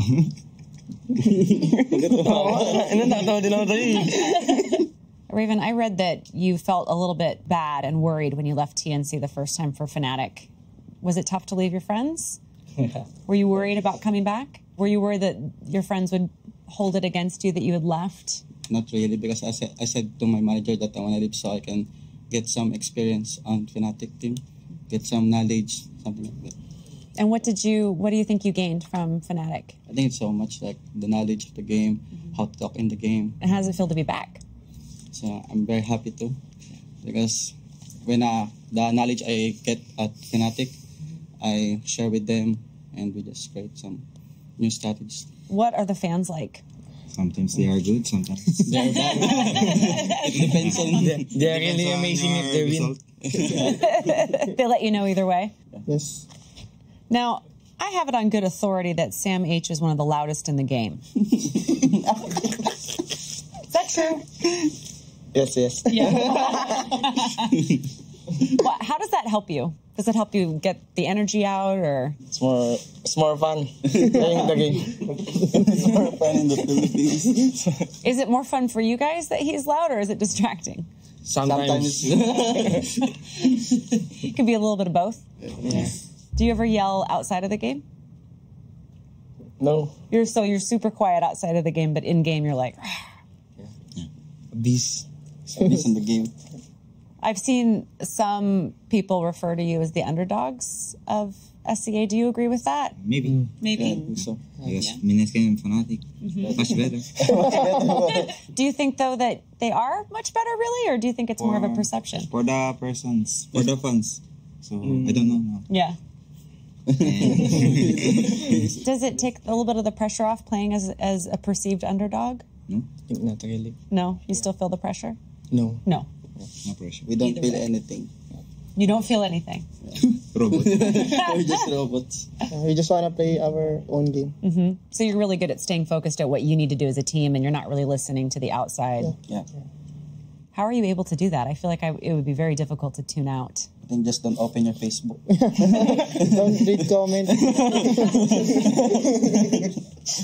Does that get you when you do read the comments? If we're winning, we read comments. We can read comments. Good. Yeah. But if we lose, yeah. Yeah. Don't read the page. You will quit Dota. What would it mean to each of you to win the Aegis this year? Everything. Everything in terms of? Everything we work hard for. What are you most excited about? The main stage. Yeah. No, winning. Holding the Aegis. Holding the Aegis. Thanks, guys. Great job. TNC is ready to make their way to hold that Aegis. They have, however, a very long road ahead of them, and Mineski is one of the teams in their way, and Casey also sat down with them. Is that real? Like, is that I think that's the real one, yeah. Can we take it away? Absolutely not. That was a nice try, though. Let's start with talking a little bit about how this team formed, because it really seemed to come out of two teams that were consistently going up against each other. Ice, you had formed Faceless. Mushi, you were rebuilding. Tell me a bit about how this roster came together. All the losers in the TI7 qualifier. And we decided to make a team. Yeah, we wanted to win. So we decided to gather together. Because we are all like the best in our respective roles in Southeast Asia. Yeah, here we come, TI8. How did you gel together when you first started playing? It was actually pretty easy. Like for every team, there's a honeymoon period. So it's like a relationship. You go in, there's no arguments, there's no quarrel, and then it goes down slope from there. It's about getting back up to like slowly getting back to the consistency like stage. And Mushi, you've been captain before. Ninja Boogie, you're the captain now, right? Depends on the day. Can you compare your leadership styles a little bit? Mushi is more of, like, he has a better understanding of the overall picture. I only started like being the captain like when 71 came in because he feels the support should be the one dictating the game and whatnot. So he tries to influence that as much as possible. Can you tell me a little bit more about your coach? Because we know 71 is like the most famous coach in all of China. Now here he is coaching you guys. I think he's a weirdo. Like, I don't know, this guy does push-ups before games. The one thing that I felt very comfortable with him is like he gave me so much confidence like as a player, which I haven't seen any coach do. I think that's why I played very well in DAC. What did the DAC success teach you all moving forward? What did that do for your level of confidence? That we had the potential to win it. We definitely, I guess, got the scene off guard. Yeah. And how do you think you'll do here in group stage? I think we have a good chance. Why is that? It feels like a team. Mm-hmm. Yeah. I feel like you're all on the same page. Sometimes. Depends on the day. It's good when we're on the same page. What do you see in the younger up-and-coming talent compared to some of the older veterans who've been around? Is there a different play style? Is there a different attitude or approach to the game? Motivation. I guess that's the main thing. Like that's why I enjoy being a team with like old and young players. Mm-hmm. So there's like a motivation from the young and stability from the old. Mm-hmm. Yeah, that's what I look for normally. The old player can give the young players like some advice, and the young player always have something special that you can learn from them, because you are not young anymore. Yeah, they get to eat whatever they want and they won't grow fat. Is that true? You guys can just... I don't know about Nana, but from Jabs, yeah, that's true. It seems like you guys are able to have fun together. Do you think that that's a factor in how you can play together as a team? It really depends on the team. Like, I think for this team, fun is really important. If you're having fun, I think we are doing well as a team. But for like my older teams, we can just play the game and completely crush the game and just move on without having fun. Mushi, are you having more fun with this team than you have in a while? Definitely yes, because I feel like I become one of the joker in the team.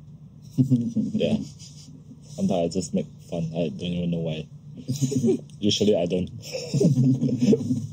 Now I'm going to ask each of you what winning the Aegis would mean to you. Winning the Aegis would mean I have to aim for another Aegis. I want to be the first to win 2 Aegis, but it's going to take a while. Better get started. I want to be the best player in every TI instead of win one TI. I guess it would be cool having a shield with a sword. Yeah. I actually don't really think about it. This is the first time I see this thing. Can you look at it from the back? And then I just want to have fun. Yeah. What about you, Mushi? If I win the first TI, maybe meanings for me is like retire. Yeah. So I don't think I can continue to play the next TI. Playing Dota is one of the longest thing I do in my life. If I can get a Aegis, I think I will go try some different thing. Does this feel like unfinished business a little bit? Yeah, of course. It's like that's one of my dream. I want to fulfill my dream and before I go to the next thing. Yeah, both for Mushi and ISIs, they have come so close in the past. They have been third at previous TIs. Let's see if they can make a run for it now. Now, the game is about to begin, but we want to first hear from the Southeast Asian expert himself, Winter, and of course, Machine is there to get the most out of him. We'll try. Do we have a name for this? Is this the cultural corner? What is it called? I think it's the on the thing it says regional corner. I think cultural corner sounds cooler. All right, we go with that. Anyway, so first things first. You still haven't explained this to me. He just put it on silently and didn't explain what was happening. So, I mean, take it away. I just want to talk about a little bit about Sea Dota, where people Sea Dota is like is that real? That's what this is. Your most toxic region. In all right, Captain of the Sea. What have you got for me? I just want to explain that in Sea Dota, the reason why the games have been perceivedly bad is because most of it has been played in like a LAN cafe. In a LAN cafe, there's always like kids. I'm over here, Winter. Yep. Hi. Hi. How are you? Yeah. Young kids like you playing in the LAN cafe, causing a lot of me. Problems. They were yelling in the game, and people have always this perception that Sea Dota is like the worst kind of Dota in matchmaking. Right. Yeah. Sorry, dude. No, I get that. That's cool, man. Yeah. All right. No, so you're saying that basically it's what does the LAN cafe have to do with anything? Because a lot of the kids go to the LAN cafe to play, and it creates a kind of environment where the C players are unmannered sometimes because the kids would yell. But kids everywhere yell. And I think it's not fair to just call it out on the C region. And I have to say, they do seem to like to laugh. There was some contagious laughter in both of those videos. It does seem to be kind of the atmosphere that you guys bring to the most of the players come up from LAN gaming, LAN cafe environment. They grow from there. We go there to hang out with friends. We try to play. We hang out throughout the night. It's something like going out for a drink, but we go out for Dota. So like SEA is much more community driven than perhaps other kind of communities. Yeah, possibly. Yeah, interesting. Well, that's just a little insight from the Sea Captain. We'll head back over to the panel because it sounds like it's game time. It is indeed. TNC, Mineski, they're rivals in their own region, and now they're rivals here at the International on the main stage. Let's get going. TNC Predator versus Mineski. Game 1. Game 1, indeed, of one, a best of one elimination. It is a tough one. We saw it with Serenity versus Fnatic. We're going to see it here with TNC versus Mineski. We are in the draft. Trent, talk to me about what this match means. It seems so fitting, doesn't it? It feels like Southeast Asia has to have been the toughest region in terms of qualifiers over the past 2 years. I feel like since the creation of Team Faceless, back when that first started, it's just like they were dominating all the time, and a team like TNC were struggling to get out. Of course, parts of Mineski were a part of that Faceless squad. Now they're on the Mineski team, kind of doing the same thing again throughout this year, battling with Fnatic, jostling for that top spot, going to LANs. It was tough enough just to get out. Now, all three of them make their way to TI, and suddenly a best of one TNC have to take down this juggernaut of Mineski that have just trifled with them so many times. And let's remember, this was not by choice. These two teams are facing each other because the fifth place team picked another team in both cross matchups. So this is that means nobody wanted to face these teams. That is very true, and I honestly don't know if they wanted to face each other either. Because I don't think they did. There's two ways of looking at this, right? One is we know each other very well, so we have information about each other, and the other one is we kind of like playing against teams that don't know us as well as we, because we have like a lot to gain from the secret strategies and the way our region plays. I think across this season, Mineski has had TNC's number more than the other way around. Yes. I'm not sure what the exact win rate is, but that is definitely something to keep in mind going into this. That could be a psychological advantage. We'll see. Yeah, March, seen the openings here for both teams. We already have 4 picks in. What do you make of it? Well, I can clearly see that they're banning all the Undying counters, the Weaver, PL, and Mirana. Those three heroes are really good against Undying. And then they have Undying and Dark Willow. They're insane in team fights, and they're really hard to fight against. Yeah. But also TNC have Silencer that can kind of do well in the team fight, and I think the silence, the ulti matters a lot in the team fight so far now. It's also coming into play when it comes to those IO picks, which is still left in the pool right now. And could possibly be an option for TNC because you think about maybe that gyrocopter still being in there too versus the Undying. We obviously saw how well it did versus the Phoenix Egg. It was a huge impact in those team fights. Like, you're able to focus down this extremely important objective while also destroying the rest of the team with that flat cannon damage. The natural synergy between these two supports on Reneski is actually really nice because Dark Willow playing together with Undying, they kind of like the same type of fights where you go to one place and you take the fight centered around that. So you put down the tombstone, and if the enemy team tries to go for the tombstone, it sets up for the easiest terrorize ever. You set that up into brambles and you've got yourself going really well. I think that silencer is going to be an absolute key of this game already after seeing only these 2 picks from each team, because you have to find a way of preventing this Dark Willow from basically breaking the fight up after the tombstone has come down. So I imagine we're going to see out of TNC a hero that can break that tombstone. As you mentioned, 3 good bans already on that account, but there are more left. Now Meepo's out, that's the 4th. That would have been good for it. Seems like they're targeting that really hard and want the Undying to be almost the centerpiece of their lineup. I do like how they have a lot of burst damage to go with that global silence too. So if that drops down on one of these fights, when they see this Undying and Dark Willow trying to set up, trying to look, like, you want to be able to capitalize on that global silence before Dark Willow comes back. Assuming, like, she's going to have a hard time probably farming up. You're probably going to have to rush that Eul Scepter, and even then, that's not the best item against global silence. You just have to wait 2 seconds before you can do anything. There's one hero that really comes to mind for me for TNC that we might see later on in this, and that's the Sam H. Batrider, which is still available. It's a classic 1-2 with Silencer. You get a last one someone in your global to follow up. Currently, Batrider looks pretty good against both supports. So if the opportunity arises, I think Sam H. will not be hesitating to be grabbing that one. As far as Tiny goes, I want to say they mainly played on Tims and Armel. One of the teams that play great position. Tombstone and stuff like that. Yeah. I'll take. So from the way you guys are describing these 2 teams so far, it seems the focus is on the team fights. Because I know lanes are important, but you're all talking further than that. The mid game is when it's all going to go down.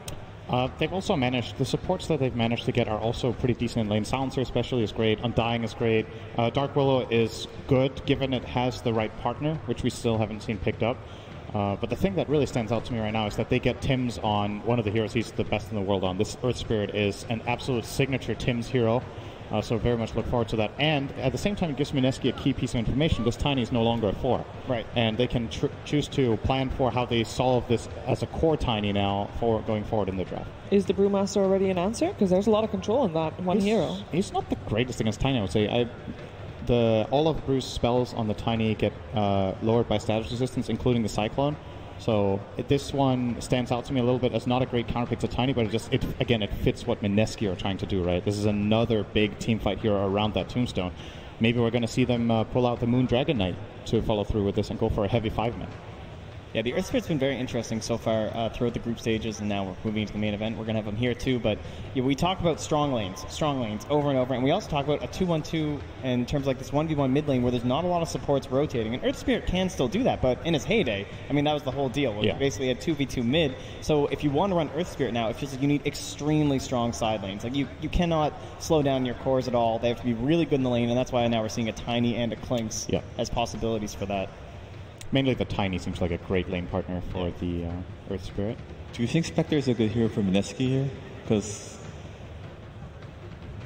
PL is not there against the Clinks, and then like they have all these team fights, but I think they still need a hard carry to utilize all this like early spaces 3 heroes give you, right? And you're kind of just getting away with the Earth Spirit. You know, you're not really pressuring super strong into a lane, so you might be able to do something like a Spectre here. I would like to see minimum 1 hero from Mineski that deals structural damage. Else I feel like when picking on Dying and playing this hero in general, your goal is to use Tombstone effectively as a sieging tool or to take Roshan. And right now Mineski have nothing in that way. They have the team fight, but their structural damage, sure, I mean, you've got the Brewmaster split, but I don't feel like you can really count that as a sieging tool, at least unless you specifically really build your line around it. Good call though, March. Yeah, very nice. I still see a last pick for Moon. 2 of his classic heroes are Dragon Knight and Death Prophet. We've seen very little Death Prophet this tournament, and I don't think these matchups are that good, but honestly, the Dragon Knight still looks pretty appealing to me. He survives pretty well against Clinks, has the natural armor, can maybe in this game even build a hood against all the magic damage if he wants to, and frontline for his team. I agree with the structural damage, but what do you think about the Pugna against their team? Like, Pugna is good in a way where later on he can life drain the Spectre so he can tank more damage from the Clinkz, or he can necrify the Spectre. And then from the TNC side, after the tiny combo, they don't have that much magic damage is what I feel. And then if you put the Tombstone down, if you put the Nether Ward down, and if you just slow siege, right? It wouldn't be really good for Mineski's side. I could see Pugna working. Playing around Silencer is a little bit awkward sometimes, and there's a secondary silence in the Earth Spirit, so you run the risk of having team fights where you don't even get to play your hero. But if you play a good positional game and you are the one setting up and the fight breaks out after you've put your ward down, you've already done half your job. So could be an option for Moon as well. Now that the Dragon Knight got banned out, I'm mainly looking at Pugna and Death Prophet. To be honest, I don't really like either that much, so I'm trying to come up with a third option. But it's not really coming to me right now. Does Armel play the Broodmother? Because they don't really have a good hero against Broodmother. Oh, Brood would be nice. Armel plays a lot of TA, Storm, DK, Timbersaw, but he has not played Brood. By the way, this is also the first Tiny they've picked this entire tournament. Really? Yes. That's very surprising. Has he been banned against them a lot? I do not It's know. one of Tim's trademarks, but yeah. Storm looks fantastic for TNC. It is really, really good this game. There's no reliable lockdown whatsoever. All they have is Brambles and Terrorize. Hitting that on Storm is incredibly difficult. It's a great hero, in my opinion, against the Spectre. If you're snowballing, you're a hero that can just jump from far away, kill her off before her team can help. And even if Spectre realities into a team fight, you're already fighting the backline. The Spectre can't keep up the pace with you. They have given that respect to the Sam H. Batrider you mentioned before, banning that in the end, so just assuming this could be the mid Clinkz or the mid Tiny, depending on what that last pick is. And then the last pick's signature Sam H hero would be that Nyx Assassin, which could come into play depending on what Mineski go for. I think the ban on the Dragon Knight was so good because he has been an extremely common pick for teams that have to go 9th before you can see that final pick. Like, you need this DK who can just sit in the lane. But Pugna is very similar. Like, there's not a lot of heroes that completely trash a Pugna in the mid. I would like to go for DP or Pugna here, but I'm also worried about the Broodmother pick. But, okay, SF is good again. Oh, that is really ballsy. That is a hero that is generally the centerpiece of the lineup and is very good at when he has his items, he can lead the charge, go in, hit the tower, especially with an Aegis. But I look at this and I see Spectre Shadow Fiend as a dual core, and I'm a little bit concerned for Mineski if this isn't a bit on the greedy side. Once again, they have no lockdown. To me, this is like this is the playing field for a Storm Spirit game. I'm a bit concerned for Mineski. He is, however, pretty good in lane against Storm in the beginning, but Dark Ruler is okay against Storm Spirit if he gets Yule, if he gets to the stage. But if Storm gets Orchid first, then it's a pretty tough game for the Dark Ruler, is what I feel. And if they try and initiate with like the Yules, you can just global after or something too. Like, there's a couple defensive options even to help save the Storm from TNC. Oh, that's true. I believe, is Lina still on the pool? I think so. That is also an Armel hero that we've seen. But I think you have to pick offlaner here because Tiny is good.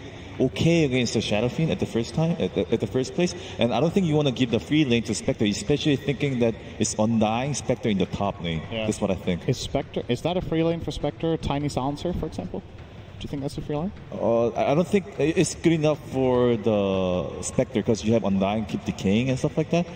So you don't really want to put a strength hero against it. I think you preferably want to have a melee, range hero that can just keep harassing the Spectre, but there's not that many heroes that comes to my mind at the moment. It makes sense now with that Batrider bat too, right? Yep. Ban. Like, Batrider would have been amazing in this game for sure. Thinking that we just want to give our Spectre that nice start here. Sam H, I mean, he plays that Nature's Prophet, which is kind of similar, right? You just send Treants at them, you harass, you punch a lot, but I don't know, man. I feel like you don't want Tiny against SF. It doesn't sound good to me. I think you do well in the start, and then when SF hits level 3 and especially level 5, every time you go for CS, he double raises you and you lose an economy. But you have an Earth Spirit rotating for you, though. You can you count there in? That is true. There is always the wild card of the Earth Spirit, so gonna have to wait and see. They do. I'm still mainly on the storm train, but Pugna for the other team. All right. Well, what do you know? He found his way. Okay. What do we make of it? Curious to see who picks up what. It will be Armel and the Tiny, so that will indeed be the mid. So that's going to be our pressuring hero then, as we'll have a Pugna up there throwing some Nether Blast at the Spectre. Yep.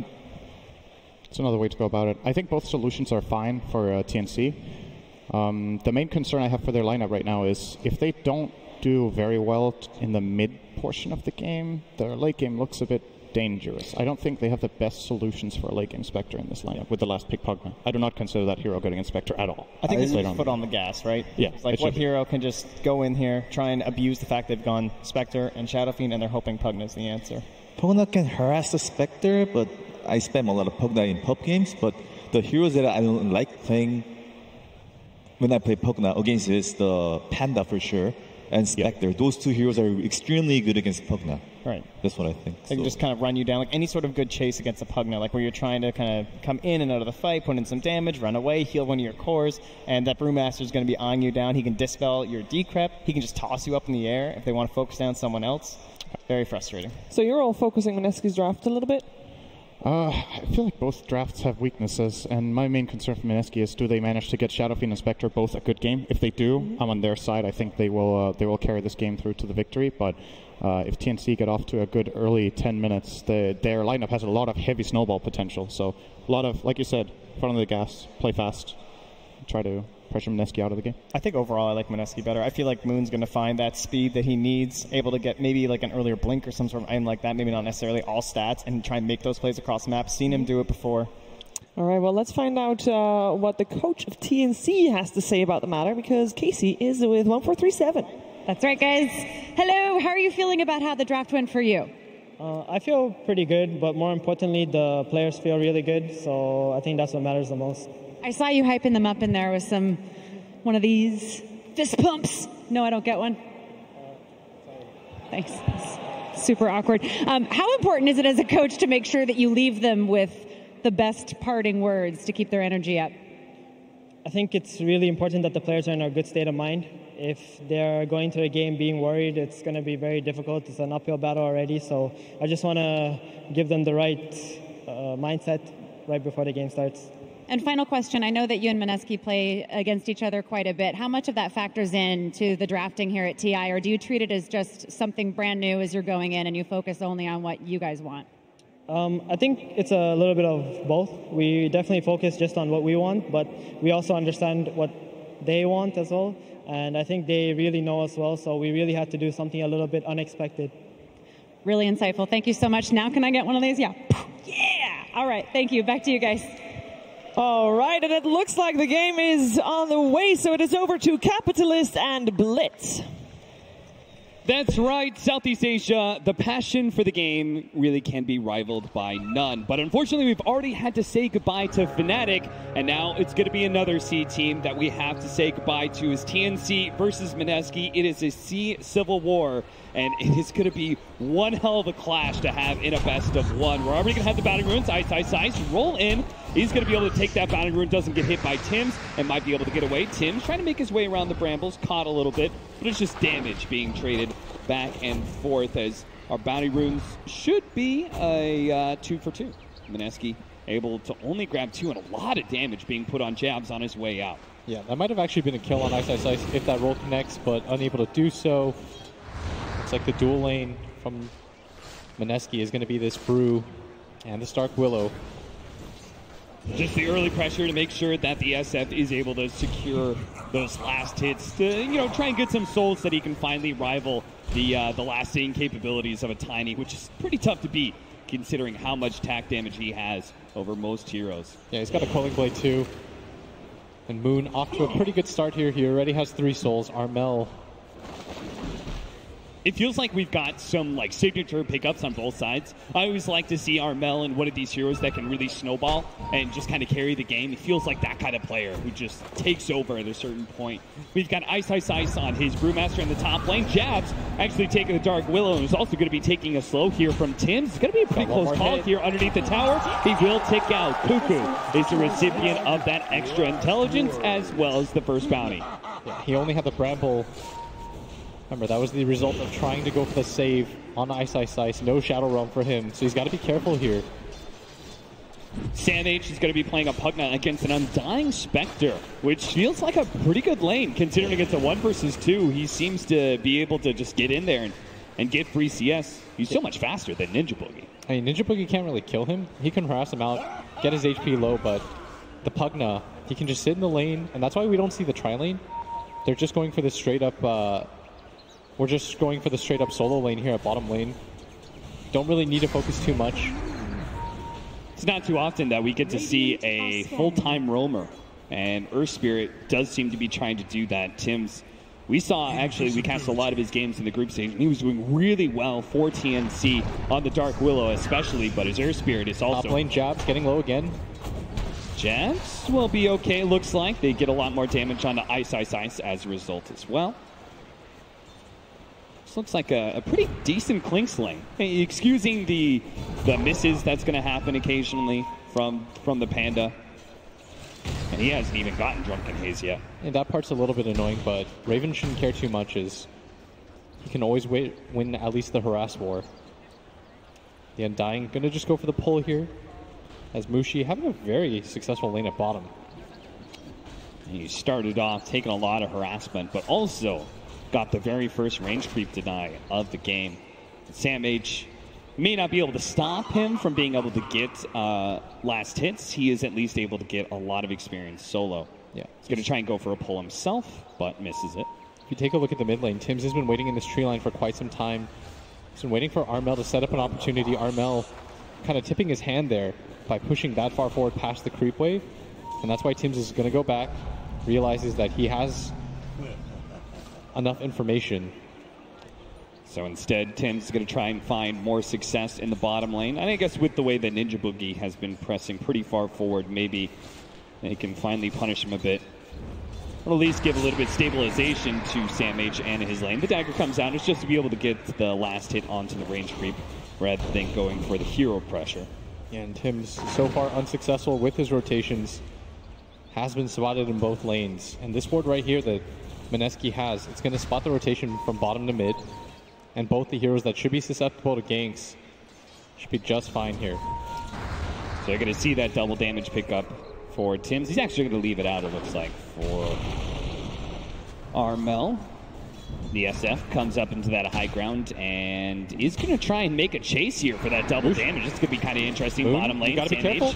Trying to get away from that dagger chase of Mushi. He's going to be taunting all the way. Tims now just keeps on getting more damage on Moon.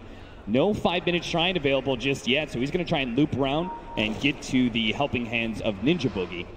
Gets the healing salve off. Tims is going to go for the kick. He misses out. That means the healing salve is also going to be blocked as well. And that's just disastrous. Tims may not be able to find a way out of this one. They're going to use the courier to be able to give them vision of Tims, make sure he can't escape, and that'll be a second kill for the game. Ice from the top lane is going to go for Raven. Does manage to get a clap, but can't run away from Raven fast enough. And now Jabs is going to be in trouble as well. Jabs does have the Shadow Realm. Is going to pop it now. TNC will make sure they get that 5-minute bounty rune. So Mineski only left with one of them there. So TNC, 2 kills, 3 bounties. That's got to feel pretty good. Yeah, as long as they keep killing Ice, they don't really care if the Dark Willow is going to live in that situation. And although they did get the kill on the Earth Spirit, he wasted a lot of time and gave Armel a ton of space. If you just look at the CS difference right now, Tiny already up to 32 last hits. Shadow Fiend, even though you did get that kill, is not going to be happy about all that time that he missed in the mid lane. And no matter how many Wraith Bands he picks up, he just still can't really contest this Tiny, who's now level 6, when it comes to attack damage. So Armel is just going to be able to continue to keep that very large deny lead he has. And bottom lane is beginning to feel the pressure of a Pugna, who was solo half the time, and a siege creep push coming in as well. You see Armel place a ward for himself mid. Shouldn't be very susceptible to ganks though, as Moon starting to get really aggressive. There's the first raise. Not going to go for any more 6-minute runes. Jabs was trying to protect the top one and ends up being bottom. So Armel will be able to get that. Yeah, and the panel predicted that this mid lane was going to be rough for this Tiny, but already 13 CS up on the Shadow Fiend. Having a very good go of it as Mushi. It does seem like the lanes all around are not too bad for TNC. But I would say that Mineski certainly put a lot of emphasis on team fight, right? They've got this Undying, Brewmaster as well, these really big team fight heroes.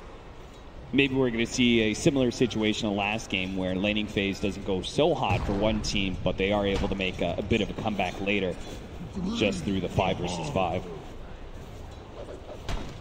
Sam H continues to just more or less free farm here. Can't really be contested, and this is the issue when you don't have kill lanes. Yeah. You're going to see them go up to the top lane instead with a Spectre, level 6. They're going to try and chase down Raven here. But they TP Ninja Boogie up and everything, and it felt like they just pulled the trigger a little bit too early. Yeah, this is just a little bit too sloppy of an attempt. Raven, very careful here. Isn't quite level 6, but he's going to be happy to see Mushi at this top lane, and that's going to force somebody down the bottom, because I don't think this is an easy tower for Mineski to grab. Yeah, look at too coarse for this. Raven still managed to pull the creep wave off the tower. Yeah. So you've got 4 heroes up here, and no real way to be able to take this tier 1, so they just got to TP the Spectre back to bottom lane, but the damage is already done, and it's continue, as Sam H doesn't need to go anywhere. Middle tower is under That kind of sloppy rotation is going to cost them, as that's almost 30 seconds of free farm for most of the lanes. It didn't even slow down Raven because Cuckoo was able to get the pull off onto the tower, like you said. Mushi, he said that he had unfinished business with that Aegis, and having this kind of start has got to give him some worry. Fortunately, he's one of the old dogs of C, him and Ice, putting this team together, as they said, after kind of the losers of the qualifiers from last year.